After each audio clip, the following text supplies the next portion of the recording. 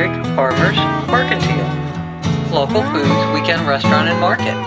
Banquet and luncheon hall. Entertainment venue and local education classes. www.themerc.com. Good morning and welcome once again to another episode of Joey's Experimental Kitchen. This is the first time that we have had a live studio audience. So today I'm going to share something with you that I am very excited about. Naturally fermented foods. I first became excited about naturally fermented foods when I got a copy of this book by Sandor Katz. It's called Wild Fermentation, and it is a fantastic introduction to the idea why we should be eating naturally fermented foods. I'll just read you a little quote. Are live fermented foods the answer to a long and healthy life? Yes, I think so. The folklore of many different cultures associate longevity with foods such as yogurt and miso, and researchers have now found evidence to support this causal connection. Well, I have become a fanatic about fermented foods, especially naturally fermented foods. My son, who's very astute, came up to me and said, "Mom, I think you're getting a little carried away with this fermented food thing. Think about it. You're like a megalomaniac. I mean, ingesting entire cultures of live organisms." But he's right. The more I thought about it, I thought, wow, eating naturally fermented foods is really ingesting vitality. Naturally fermented foods are living foods. So, another excellent book on the topic of naturally fermented foods and just live foods in general is Nourishing Traditions. And in fact, in this book that I showed you the first time, he quotes the author of this book. So these are two excellent books I recommend. So, one thing that we have been doing here at the McKittrick Farmers Mercantile is ordering raw milk from a local dairy up in Montgomery City. And we are so fortunate they deliver it to our location once every 2 weeks in half-gallon glass bottles. They also sell raw milk butter, which is very delicious. So if you're interested in getting in on this exciting buying club, just contact me here at the McKittrick Farmers Mercantile. Now, sometimes when you buy raw milk, which is not homogenized or pasteurized like the milk you might get at the store, it doesn't stay quite as fresh as you might expect for the 2 weeks that we have to wait before our next delivery. But there's a magical thing that happens with raw milk as opposed to the homogenized, pasteurized milk you might buy at the store. It changes, but it's not necessarily unedible. It clabbers. And one of the simplest things that you can do with that clabbered milk is to make cheese. This is for you, Ron. So I had a half a gallon of milk that was starting to go bad, and I just decided to make a little batch of cheese so that I could have some of the beneficial whey, which you may notice in the bottom of this picture. So this is my fancy, easy cheese making setup. I have the saran wrap over here to keep flying insects out. A spoon is holding my bag of cheesecloth, which has the cheese in it. So I just took my starting to go sour milk, which I actually left sitting on the counter overnight till it was fully soured and had actually separated into curds and whey. I wish I could show you that. Then I lined a colander with cheesecloth, poured it through there, and I let it hang on this bag to drain overnight. So now I have cheese and whey. We'll get back to the whey later, but let me show you how fun this cheese is. In fact, I'm going to call up a member of my studio audience here to taste it, because he was debating not ordering this week, but now that he tries this, he's going to want to. I bought this cheesecloth here at Luter Market, and you can reuse it. Just rinse it out. So look at that. Oh, wow. Lovely, fresh, soft cheese. Yeah, that's good. And you could mix this cheese with some herbs or a little extra cream.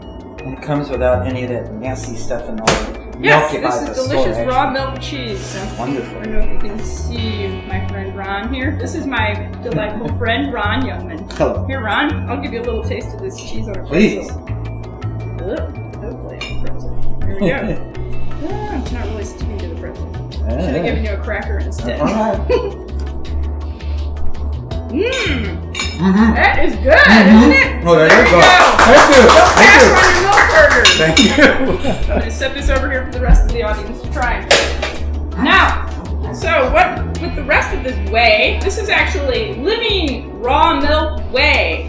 That milk has never been cooked or heated in any way, so the whey is a beneficial ingredient in making other fermented foods. So what I'm going to do is, I don't really want all that cream in there, so I'm going to try and strain some of that out. In fact, I'll use my cheesecloth here, put it in the bottom to get even a little more of the cream, so that we'll just have this bag. Now, if you look up the Nourishing Traditions book, you'll see a lot of different recipes for using this whey. You can use it in your fruit smoothies. You can also mix it with a little salt and make saltwater brine for speeding up your fermented food projects. So, the easiest fermented food project that I wanted to show you today is to make homemade sauerkraut. You would think in our German town that everyone would have a crock of sauerkraut, but it's not true. And homemade sauerkraut is extremely delicious and easy to do. And no, you do not need whey. You can just use ordinary salt and water. To start with, you just buy a green cabbage. You can also use radishes, other types of cruciferous vegetables, cauliflower, grated carrots, lots of other things. You can add different spices to it, chili peppers, ginger, caraway seeds. Some people are intimidated by cutting a whole cabbage up. But what you have to do is cut it first on the bottom, so it's got a flat spot to sit. This is obviously just a half a cabbage. And then stand it up on the flat side, take your knife, watching your fingers, and cut down through the middle. As if I've already done that with this one. You always want to cut with a flat surface on your cutting board so that you won't let it slide around or cut your fingers. So this is the same with onions, potatoes, whatever. And then you just chop it like that. I always like to use a nice big knife for a cabbage because they're so big themselves. So you get your finely shredded cabbage. Pack it in a jar. You can use a quart mason jar, or I sometimes get these old pickle jars here. This batch of sauerkraut was started on July 9th, and it has been delicious and ready to eat for a while already. So I got my cabbage chopped up. I'm going to demonstrate in this 1 quart jar. You just pack it in there. And as you're pack it in, you'll want to add a little sprinkle of salt.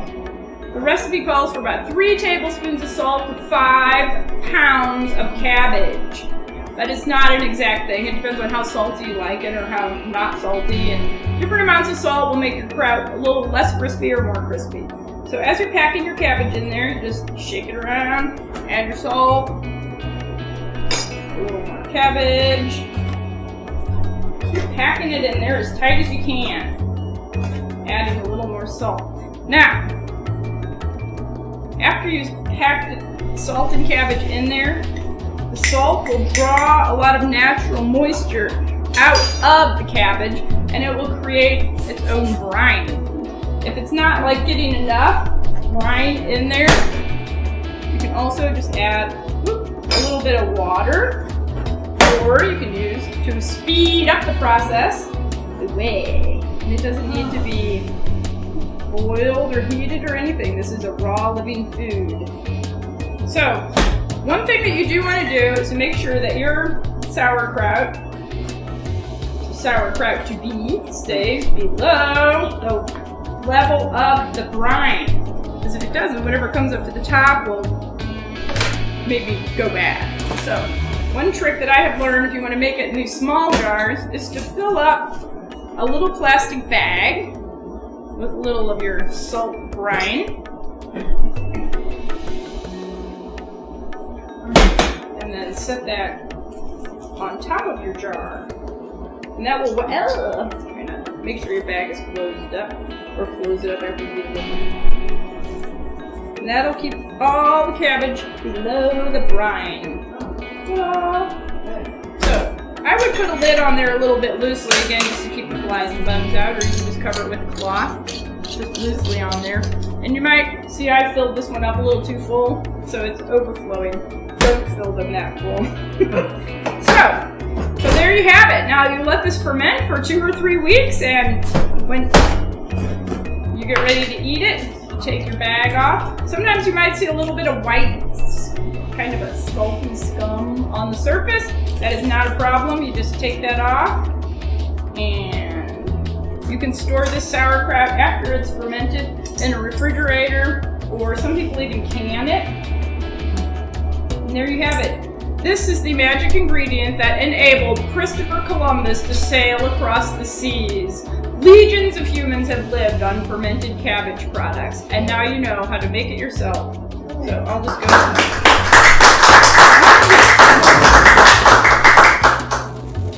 If you become very enthusiastic about making naturally fermented foods, as I have, you can commission a local potter to make you a special fermentation vessel, as I have done. This is a special ceramic crock. In the old days, like not that long ago, everyone had crocks like this for making their own home fermented vegetables. So the idea is this: it has a lid that will weight the vegetables down below the brine. So I'm going to pour this one into my fermentation crock. And add the extra brine. The lid is heavy enough that it will weight it down below the juice. There you go. So it's plenty of juicy. And all I have to do then is just cover this with a cloth or some saran wrap, again, to keep any flying insects out of there. So, in addition to doing cabbage, as I mentioned, you can also make other fermented vegetables. These are some fantastic Moroccan preserved lemons, and they're made the same way.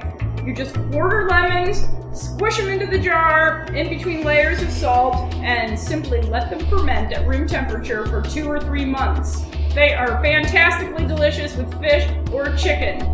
Also, you can do cucumbers or other vegetables in the same way. You mix up a salt brine of approximately 1 tablespoon of salt to a quart of water, or a little less, and just pour that over your vegetables, which can include slices of cucumber, garlic. This is how you make the old-fashioned, half-cured garlic dill pickles.